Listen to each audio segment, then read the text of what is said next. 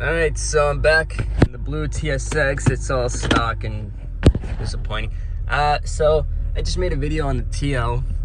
You guys are going to see that first, and then this on another day, because I do want to upload, not necessarily daily, but also not upload 2 videos in a day, because I do realize that 2 videos in a day don't do too well. Anyway, I'm doing the lower control arm on the car.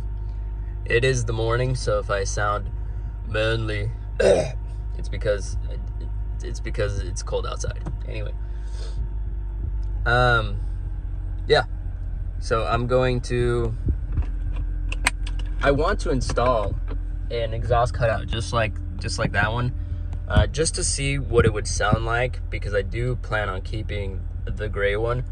And if I whether or not it sounds good is whether or not I'll pull the trigger on that one.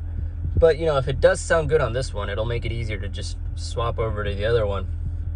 I just unbolt it and bolt it back on, whereas this one I have to weld it, if that makes any sense. Like I have to weld the exhaust piece onto the exhaust, so like the cutout onto the exhaust, and then once that one's already welded, I can just unbolt it from its joints. Anyway, enough rambling.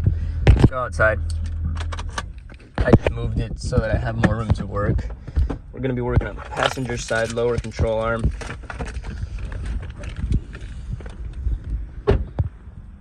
So we are gonna need a jack.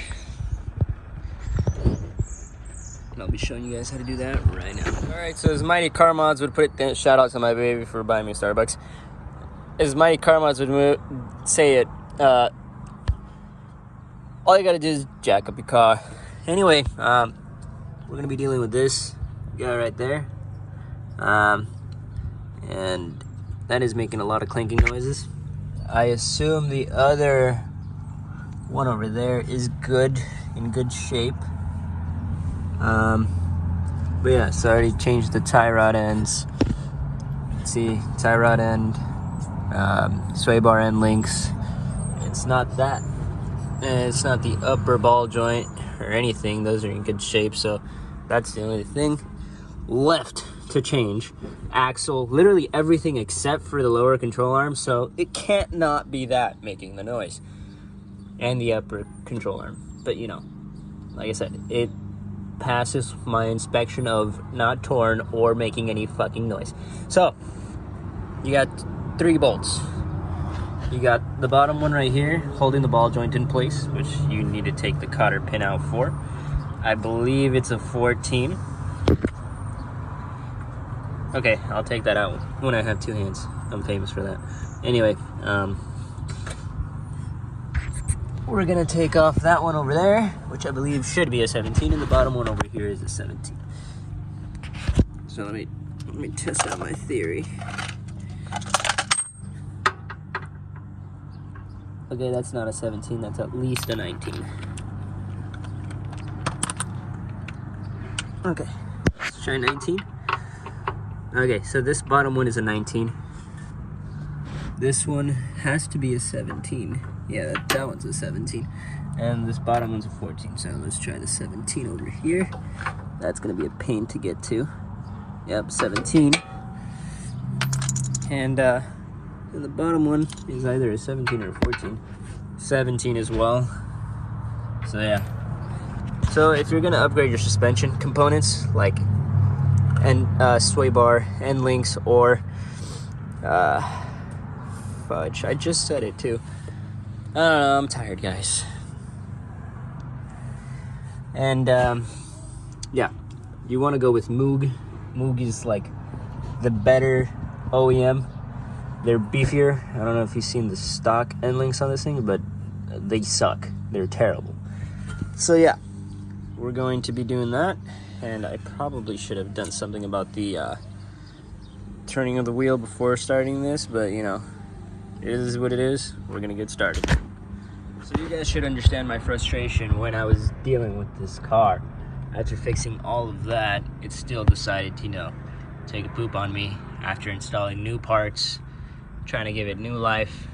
literally even new studs because it was breaking. New axle, new calipers. It's just, you know, making me mad. And that is why I swapped over to the silver one, because it does not have any suspension problems. Yes, the engine and transmission are brand new on this car, but, you know, enough is enough. Pour too much money. So before you take that one out, you want to take off the sway bar end link, because it is attached right about here. I'll show you on the new one. That is a 14 or 15 on the Moog one now. And then you want to take off the bottom one afterwards. Then you want to take off the fork. So the fork is the last thing, because you do want to beat on this so that the ball joint will let go.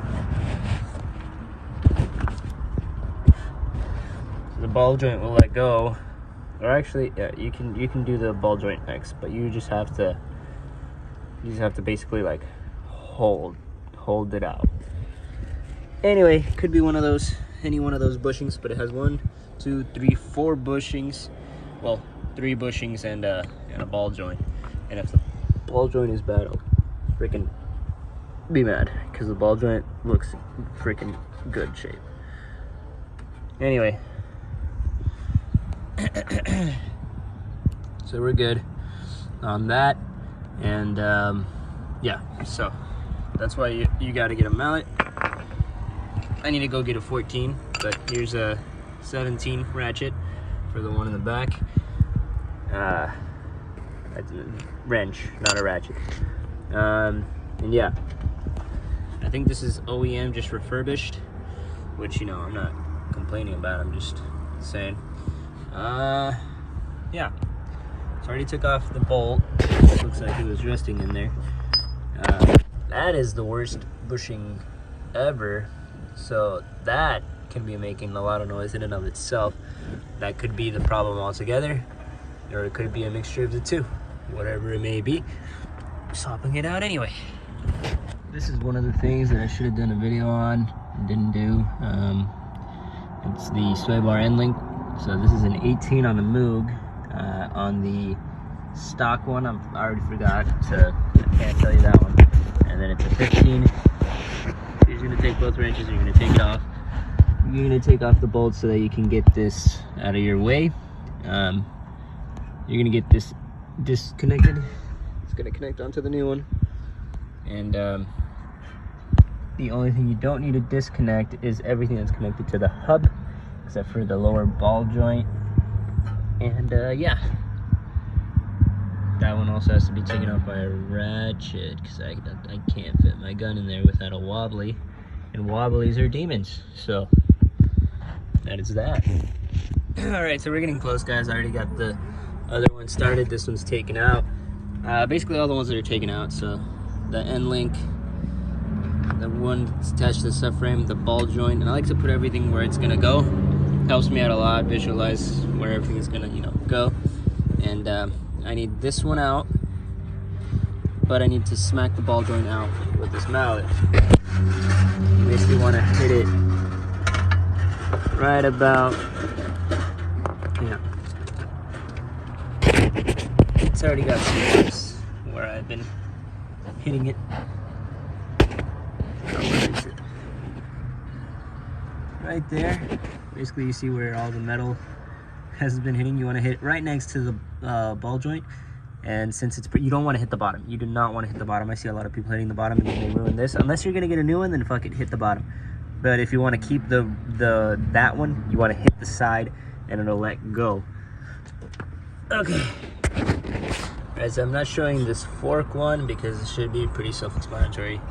You get the gun on this side, you get a 17 on the other side to hold the nut.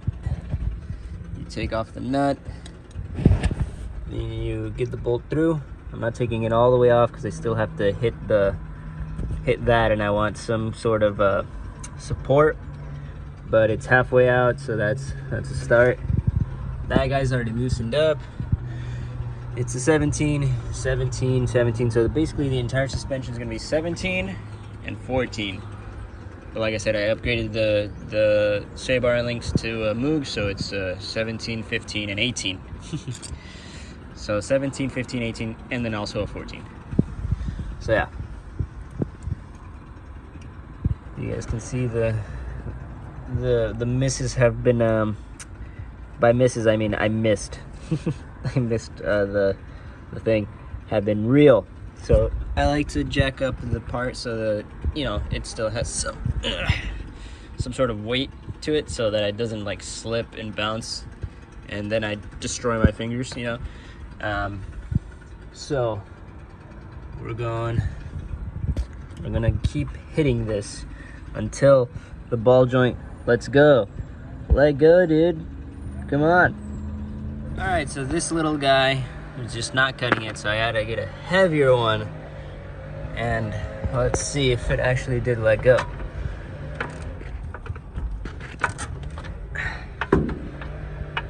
Yep, that sounded like it let go. Or did it? Maybe not. Maybe not. Okay, so maybe it did not let go, but I know it's already loose. So if I just hit it one more time, it'll let go again. Anyway, now we're gonna take off this bolt, and then we'll take off the back bolt, and then we're all set. You guys can see my problem right here. That is no bueno. 1, 2, 3, 4. 1, 2, 3, 4, 5. Couldn't get the other one in the view, but 5 of them are done, and took about 25 minutes. The hardest part was getting the ball joint to let go, but I think we're ready to pull it off. All right, so now looking at the carnage, maybe more of them were done. So anyways, you guys can see this is not OEM. This is in fact either, this looks wider. Maybe not. Maybe it's just for the newer TSX. Anyway, looks beefier, definitely cleaner. So this goes actually upside down. But we're gonna look at the bad bushing, which is this one. Horrible, horrible. This one, not too bad, but when I took it off, it was making the most noise. So that one was probably bad. This one is probably the best out of the two, but it does need replacing anyway. So basically all of the bushings were bad. Okay, now we gotta put this guy back on. As you guys can see, I like to put everything where it goes, like I said, in order to just keep everything organized and know where it's gonna go next. So now that I know where it's gonna go next, we're gonna put it on the old one. And we're just basically gonna do reverse engineer and put it back together. You guys can see this thing's super wobbling because it's all loose, no lower control arm. You're gonna need an extra jack, can't just have one. I did end up having to use the wobbly for the back one, and then afterwards you have to basically jack it up and then pull it right out. There's no other way of really doing it aside, you know, from a hammer, but you know, can't really get a hammer in there. You can't really get a little, you can get a little nail in there, I guess, and push it out with the hammer on one side and then the nail on the other side. But yeah, enough rambling. Let's put this back together, see if that solves all our problems. It looks like it's gonna solve all our problems. All right, so I always like to do this. The one that comes off last is the one that goes on first. That one definitely has to go on first. Then this one at the same time. Otherwise, you're gonna have problems fitting it in. So that one's ready to go in. That one's already tightened. And we just need to get the sway bar end link to go in there. So we're gonna release the pressure. And that should have gone good, but I guess the new ones are good, so it's not gonna go down by itself, so you have to push it down and push it in at the same time. Alright, so we got that bolt and that bolt on first, okay? You're gonna wanna use your jack a lot for this. I did not film it because I knew there was gonna be some finger smashing somewhere, so, you know, it happens.